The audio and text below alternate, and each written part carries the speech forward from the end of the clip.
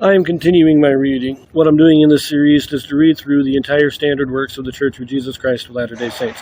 This consists of the Bible, the Book of Mormon, the Doctrine and Covenants, and the Pearl of Great Price. I am reading in a chronological order of events, not according to publication or volume, so I will be skipping around just a little bit as I move along. So, having read about all the primary events during the reign of King Asa, we now turn back to the Northern Kingdom. Now, a lot of these events with King Asa, placing it is difficult because we're given different dates. So it's hard to get the timeline straight. I think that the battle with Baasha occurred probably in his 25th year, Asa's 25th year. Even though it said that he had peace until his 35th year, the dates are just kind of scrambled a little bit here. And Joseph Smith didn't correct any of it. Anyways, let us turn back. We are going to read in 1 Kings chapter 16. This is going to be verses 1 through 7.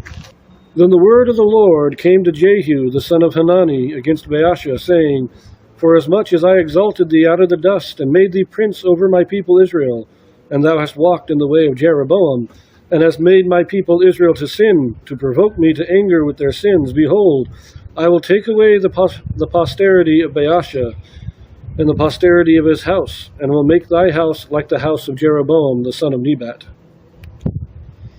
Him that dieth of Baasha in the city shall the dogs eat, and him that dieth of his in the fields shall the fowls of the air eat. So Jehu, the son of Hanani. Now remember, Hanani is the guy that told Asa, that chastised Asa for calling on Syria to help him defend against Baasha. Jehu is the son of Hanani, so we have, a family of priests, a family of prophets. This is a fairly common thing in the church.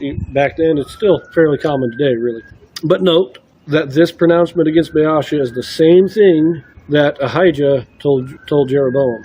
Your family will be destroyed, and those who die in the city will be eaten by the dogs, those who die in the field will be eaten by the fowls. None of you are going to be buried. It's the exact same thing he told Jeroboam. Got a siren going on. Anyways, let us continue this. Verse 5. Now the rest of the acts of Baasha, and what he did, and his might, are they not written in the book of the Chronicles of the kings of Israel? So Baasha slept with his fathers, and was buried in Tirzah, and Elah his son reigned in his stead. And also by the hand of the prophet Jehu, the son of Hanani, came the word of the Lord against Baasha, and against his house, even for all the evil that he did in the sight of the Lord, in provoking him to anger with the work of his hands, in being like the house of Jeroboam, and because he killed him. Other than the one conflict that we read about with Asa, we don't really get a lot about what Baasha did. It is after that conflict, though, that this pronouncement is made, and he dies shortly thereafter. Which means it gives me the impression, see, during the reign of Jeroboam, a lot of Israelites from the north migrated down into Jerusalem because they wanted to be by the temple, and Jeroboam was instituting religious persecution. Now, under Baasha, in order to prevent this, he wanted to build the border fortress of Ramah to prevent people from migrating south. And that's when God says, okay, now you've gone too far. Like Jeroboam with his religious persecutions, Baasha is now instituting his religious persecutions, and God says, well, that's it. You've done just as bad as Jeroboam now, so you're out. We will pick this up continuing in chapter 16. In our next video, we will read about what happens to the family of Baasha. So we will see you there.